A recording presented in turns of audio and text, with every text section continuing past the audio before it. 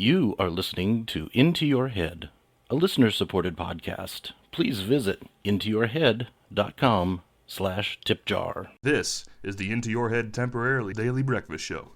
And now, here's Neal. Monkey nuts, that's what they call them. They call them monkey nuts. Nuts of monkey. This hasn't changed, not since the last time I mentioned it. Some things remain the same, some things stay constant, and this mad, bad, crazy, ever-changing, hyped up, fucked up, always at war, always at peace, always shiting on all over the place, always having pop music coming in and out, people going on the internet making videos, cats being born every 5 minutes,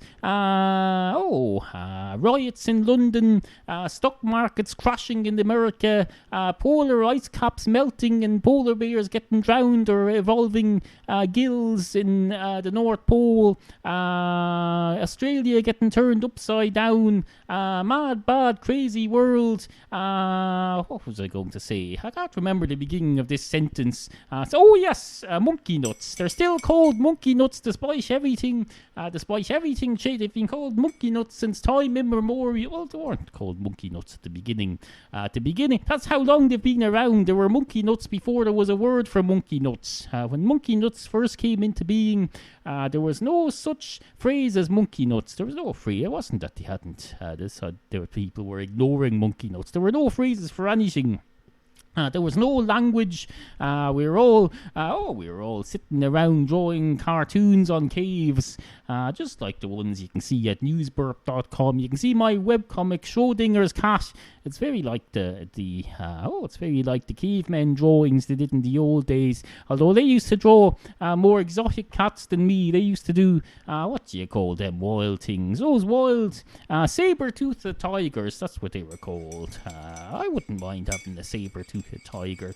I've got 8 cats. Frankly, when you get to 6 or 7 or 8 cats, you tend to think, I've had enough of this cats thing. They're all a bit the same. I'd rather have something more exotic.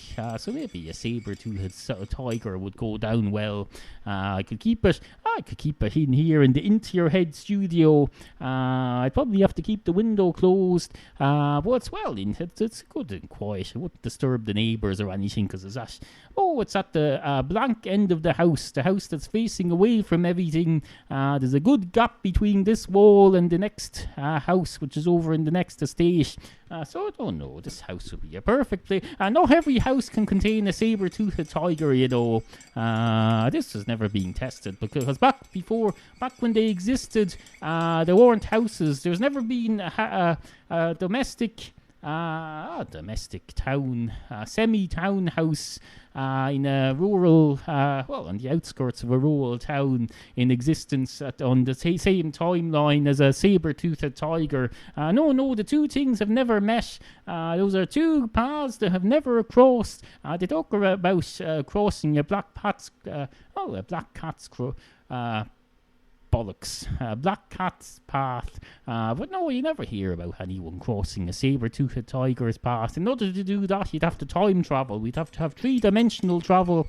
We'd have to be able to travel across other times. When we do that, we'll be able to. Then we'll have to start figuring out a whole new set of rules about what happens if you cross a black saber-toothed tiger's path. Is that lucky or unlucky? But thank Christ we don't have to worry about that at the moment. And now that I think about it, I don't think I'd want a saber-toothed tiger in my house after all. I think it'd be expensive. Little do big cans of cat food, but they're not great. And a saber-toothed tiger eating that crap tin after tin after tin of it, that would require a joint litter tray, which I'm not prepared to clean out every day. I've enough to do with my 8 domestic cats. Maybe if I could domesticate a saber-toothed tiger, that might be acceptable. Can you domesticate it? And if you domesticate a saber-toothed tiger, does it just turn into an ordinary cat? I don't know. When you domesticate something, does it shrink it or does it remain the same size? Does it lose its saber-toothedness? If domestic cats were still wild, would they be 10 times the size? I don't think so, because there's a local building in my town that has wild undomesticated cats living under it, and they're about the same size as mine, maybe slightly bigger and more aggressive, but they're certainly not saber-toothed tigers. If they were, there'd be a problem because they're living under a room belonging to a school with small children. And quite frankly, while I'm all for educating the children about the wildlife, I don't think you should have a saber-toothed tiger living under their frigging classroom, because insurance costs, for a start, would shoot up. Do they even insure against that sort of thing? Would they say, oh, that saber-toothed tiger eating those children, that was an act of God. God did that. The insurance companies will say, that God fella, he goes around sending cats after people. He's not his domesticated cats. God can't domesticate cats because he doesn't live in the house. He lives up there somewhere. So any cats that God might send would be wild cats. I don't know. They wouldn't be domesticated. We're the only people. That's the unique thing about humans. We're the only people who can provide domesticated cats. Not even the Supreme Being is able to do it. Despite being supposedly made in our image. It's all very well being an image of us, but if the image of us lives up in the sky somewhere and not in a house like this one, he can't produce a domestic cat, no matter how much he may want. Maybe he doesn't want to. Maybe I'm being presumptive in thinking that a god would want to make a domestic cat. Maybe he thinks I'll leave that sort of thing to the humans. I've done enough. I've created the frigging universe. I've created Adam and Eve. I've created Mozart. I've created all this crap. I've done enough. I'm not going to start domesticating frigging cats. They can do that themselves. Next, they'll be wanting me to frigging make them toast in the morning. No, I haven't done none of that crap. Anyway, hello. Wow, what a great segment. Let's have another. You join me at a tremendously exciting moment. Not only is it the temporarily into your head daily breakfast show for Monday, it's also number 450. It's absolutely fantastic. We've reached We've reached the halfway mark in this series of 100 temporarily daily into your head breakfast shows. We never thought this would happen, quite frankly. I thought after the first 10 shows, I'd elope with all the PayPal donations to Australia with my wife. We'd leave all our worries behind and go off to New Zealand, either Australia or New Zealand, depending which one has a MasterChef series on at that time. We go over there, we get our visas, and we'd say, hello, let us into Australia / New Zealand, please. My wife is a highly skilled professional who would be an asset to your country, and I'm a broadcaster who's doing a runner with his tip jar funds. See intoyourhead.com/tipjar. But no, I decided to stick with it and ride it out. I thought I'd get on with it. I'm going to do this I said I'd do this thing, and I'm damn well going to get on with it and do it after all. So that's what I'm doing. As you can see here, I'm now on the 50th, or is it the 51st? I don't know. It started at number 400, so whatever 450 is from 400, is that 450? I don't know. Wherever, we're halfway through anyway. So it's absolutely fucking fantastic. On with the show. There's still more to come on Into Your Head. Hey everyone, Brian Jude here, and I'd like to talk to you about the film that I'm making, The Miracle Man. I had a campaign a while ago to raise some development funds, and I find myself needing some more funds for especially legal fees. If you've contributed before, thank you very much, and if you haven't, here's a chance to do so. Go to tinyurl.com/mmfund2. That's tinyurl.com/mmfund and the number 2. And you can check out the different perks that I have to offer there for your contributions. And if you have contributed before, feel free to contribute again, or in either case, please spread the word, especially if you know people who might be interested in funding this kind of thing. Really appreciate it, guys. Thanks and take care. Bye-bye. Now, I know what you're thinking there. You're thinking, that sounds like he's got this whole thing out of sequence. That previous segment where he starts with, you join me, a tremendously exciting moment, etc, etc, etc. That sounded like it was the beginning of a show. But no, you had a previous segment before that sounded like it was the middle of a show. Oh, you're completely right there. I changed the timeline and structure of today's show in order to put some proper content at the beginning. I want to start off the week proper. I like to do one. A lot of television and radio shows, they start like this. They start without saying hello. They do it, most especially they do it in newspapers. You never see at the top left-hand corner of the front page of your daily newspaper, they don't say hello. No, they get straight into it. They put a big headline saying, everything dead, we're all dead, or something to attract your attention. You can't just put hello at the beginning of something all the time. You have to, sometimes you have to vary it. You have to put something else. You have to get the punters in, as they say. Get the punters in. Tell them hello. Roll up for the greatest show in town. We've got saber-toothed tigers. That's exactly what I did. I put the saber-toothed tiger segment at the beginning. If that doesn't get your attention, I don't know what will. Won't. Anyone passing this on the internet who stumbles across me saying saber-toothed tiger, if they're not attracted into this podcast by that, I don't know what the hell else will. Simple hello certainly won't. But that's the young people today. You have to have dramatics in everything. It's the MTV generation. You go on MTV now. You can't just have a blank screen playing music. You have to have naked women running around all over the place. Rappers with guns shooting each other, naked people shooting the rappers, naked rappers shooting each other with guns. Of course, they don't even do that anymore. They took off the music now, so they're bringing back Beavis and Butthead with no music. They're going to have Beavis and Butthead. The part where they're making fun of music videos, they're going to be making fun of other MTV non-music shows instead. Absolutely fucking ridiculous. If I was Beavis and Butthead, I wouldn't take part in that. I'd say, hello, Beavis, something, I do voices, and I'm not going to take part in this crap. I was in King of the Hill for the last 15 years, I'm not coming back to this crap. No. Beavis, in case you haven't heard, you probably have now, because I think I've just said it, with Beavis and Butthead, they're bringing it back.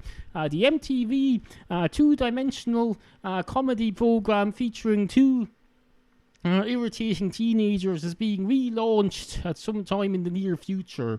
I don't know why I'm telling you this. It seemed relevant to the thing. So I'm very sorry trying to put some background to my content. I was talking about Beavis and Butthead coming back, and I thought I'd help you out by telling you why I was talking about it. So excuse me for trying to explain myself.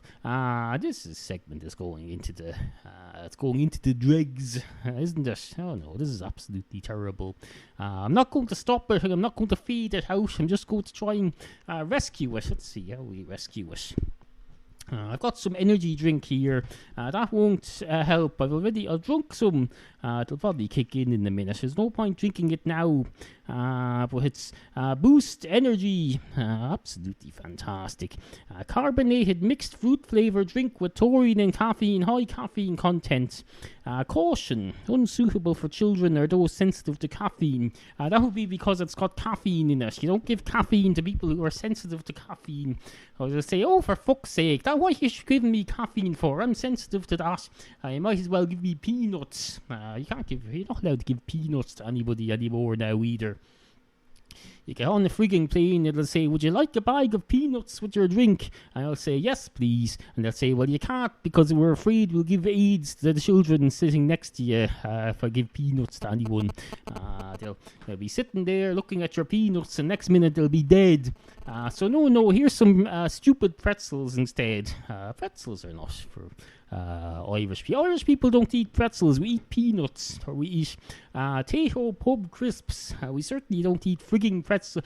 Pretzels are for if you're some American teenager going to the prom and you're on your way to the cinema, your movie in a car park. That's what you Americans do. You like to watch movies in car parks and go to the prom and eat pretzels. and eat and drink Gatorade before going to the gym. No. Well, over here we're a different culture. We do things differently. We eat Tato pub crisps in the pub, and then we come home and eat Tesco Tato regular crisps. And then we lament the passing of Tato crisps. The fact that it's being fastly replaced by cheap foreign crap is being imported. I can't go anywhere now how getting cheap foreign crap. You go down to the freaking local shop, and all the Irish-made Cadbury's chocolate is being replaced with crappy tasting foreign Cadbury's chocolate from some foreign branch of Cadbury's. It's not the same. It's made with, they don't have cow's milk in other countries. They make it with some sort of different type of milk, cat milk or something, and it tastes like crap. I bring it home to my wife sometimes, and I try to cover up the bit where it says made in somewhere else. No, there's no getting it past her. She says, that's foreign crap. Maybe the same name, but the song doesn't remain the same. It goes completely different. Because you can't be fobbing people off with foreign crap. I wouldn't go up to one of you Americans and say, oh, look, here's a cheeseburger. It's not made of cheese, admittedly. It's made from lettuce. It's made from quality Irish, I don't know, potatoes that have been scraped off the side of the Blarney stone, and I've formed them into the shape of a burger patty, as you call it, and I put it in between two slices of wholemeal bread, but it's a Big Mac. Here, enjoy it. No, you wouldn't stand for that. Although you probably would if I said, oh, it's not a Big Mac. Here's what it is. It's a quality Irish, because you Americans, you like Irish things. I'd say it's an original Irish potato sandwich. It's absolutely fantastic. We used to eat these during the famine when we could get our hands on them. Of course, we had no frigging potatoes then, because a frigging potato blight, that's what caused the frigging famine. So you had empty potato sandwiches, and we'd sit there and lament the absence of any potatoes from our sandwiches. And then we'd say, I suppose we could just plant some new potatoes. We could go and get our friends who've all emigrated to New York, get them to send home a few untarnished potato seeds, and we'll sow them. Of course, then they get arrested for illegally importing seeds. Absolutely fucking. You can't illegally import anything anymore. You get sold. No, you can't do that because it's against the law. Hence the term illegal. No.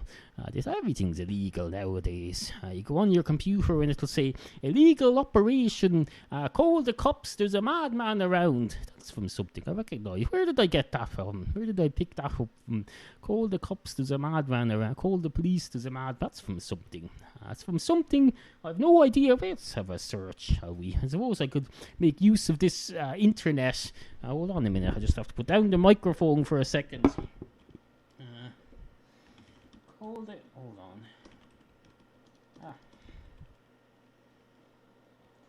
Bollocks. Call the cops. There is a madman around. Search. Let's see. Oh, it's from the Pet Shop Boys. Call the police. There's a madman around. Something. There you go. Call the cops. There's a madman around. Hold on. Let's see what song it's from. West End Girls. Oh, yes, it is. It's not really a song. It's just your man chanting. It's a 1980s English rap. One fella sits there rapping, and another fella on the keyboard, trying to look cool. It's quite difficult to look cool in front of a keyboard. Very few of us can pull it off. Fortunately, this is an audio podcast, so looks don't matter. They don't matter at all. Here we go. Let's do a Pet Shop Boys song. Now West End town in a dead-end world. Call the cops, there's a madman around. And a madman, surely if there's a madman, the people to call would be the psychiatric services. This is a civilized society. We don't just call the cops on mad people. We give them the chance to avail of medical treatment. I suppose the cops would need to aid them in their... we like when the cops need to call in the army to help them. Sometimes the psychiatric services need to call in the cops to help them. I suppose it's still... I suppose that's okay. Anyway, That's enough of that. I'm not really in the mood for a song. It's a Monday, for Christ. Although, if I'm honest, it's not a Monday. It's a Friday that I'm recording this on. But it's for a Monday, so I'm trying to be in the Monday mood for you. Even though there's no reason for me to be. I don't have to get up and go to a freaking office on Monday morning like the rest of you. No, I'll just sit here. In front of my tip jar and wait for all the millions to float in. And thank you very much in advance. Anyway, good morning. Sit, Kofi, sit. Good cat.